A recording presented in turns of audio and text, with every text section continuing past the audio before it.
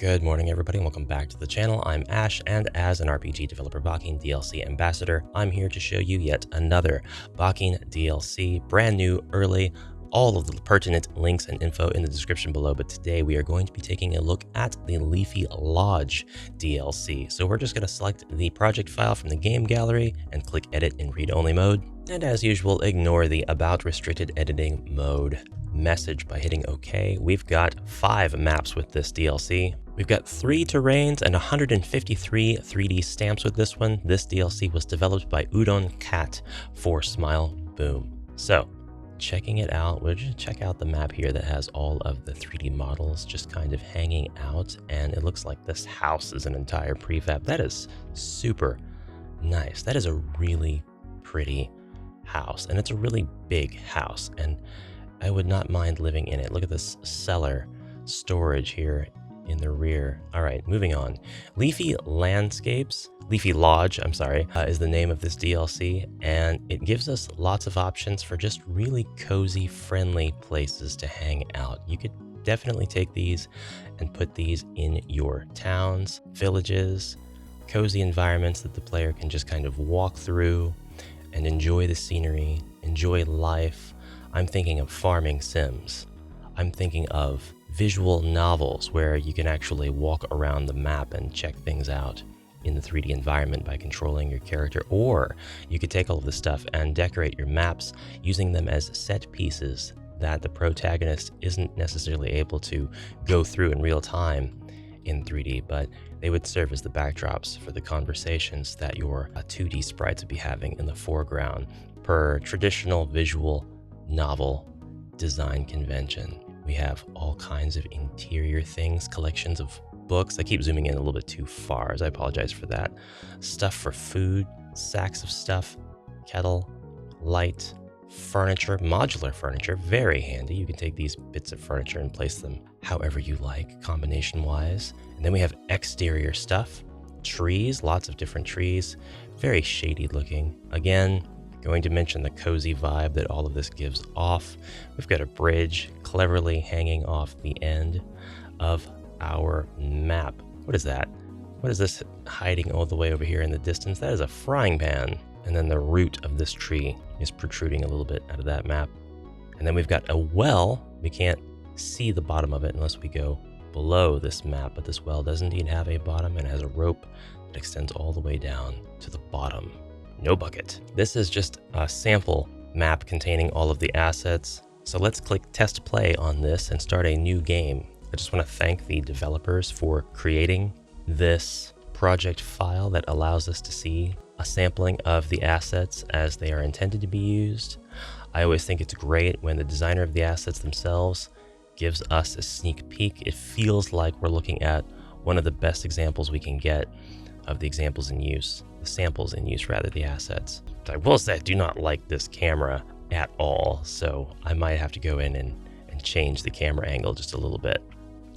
We get a little bit smoother movement if I use a joypad, so I'll do that instead. And then we are running around the exterior of the house.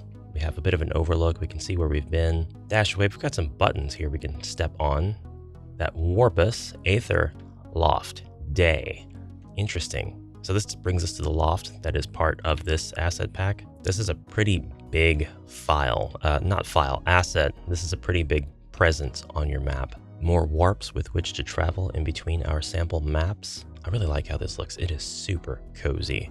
This would be a great dating spot. This would be just a great hangout spot for your friends. This could be used as a reprieve in your normal JRPGs while all of the bad stuff is out there happening and gods and monsters are unleashed, taking over the world, and things have escalated just beyond slimes being close to the nearby farm where they're kind of terrorizing kids. This is where one of your protagonists, one of your heroes, somebody you have to recruit on your team, whatever, has gone to reflect on their life, staring out into the infinite expanse, wondering about the decisions that they've made. My adventuring days are behind me, this character seems to say, before they step haphazardly on this blue button and get warped. Get warped, fool, to the Aether Loft night scene. Another map that has been created especially for this DLC to show you kind of the versatility. And that tree, by the way, was not that size on the sample map that we looked at earlier. This has been scaled way up, along with the rock over there, the boulder, scaled way up to give you a better idea of some different ways you can use this, different contexts.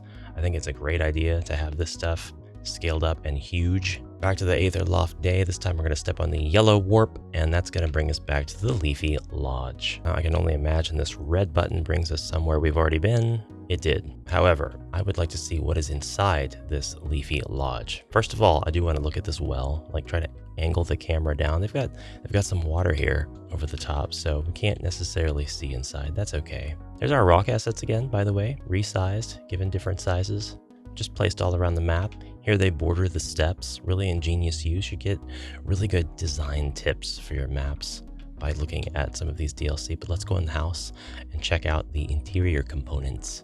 The Leafy Lodge Inner. Yeah, awesome. Another design convention to point out the absence of the front wall, or at least there's at least a little bit of a wall there, like 6 inches off the ground, to kind of give you that border that tells the player, all right, subconsciously, you're not going to try to walk past this because this is where the house ends and the infinite void of non-map begins.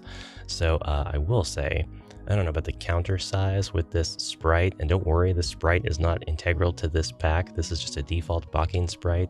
I think the sprites look fantastic, but the scaling can sometimes be pretty off when you are using default assets with DLC assets. So, you know, design stuff to your own tastes, and make sure that you take into account all of the different considerations, the character sizes, the character style, the DLC style, things like that. We've got books on the bookshelves here.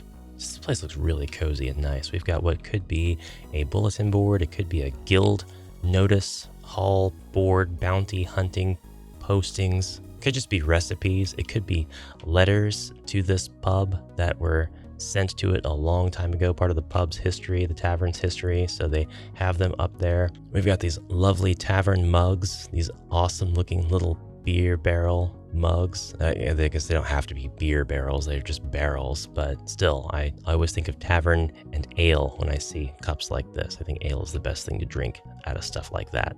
If you're going to be in a place like this, in this medieval RPG, this fantasy realm, drink a frothing cup of ale out of a barrel mug. And that is the contents of the Leafy Lodge pack. What do you think? Price worth it? Content flexible enough for you? Let me know in the description below, and just let me know in the description. Let me know in the comments below, and check out the description if you need all of the deets on this DLC. As always, thank you so much for watching. I'll see you in the next one. Have a great rest of your day, and bye for now.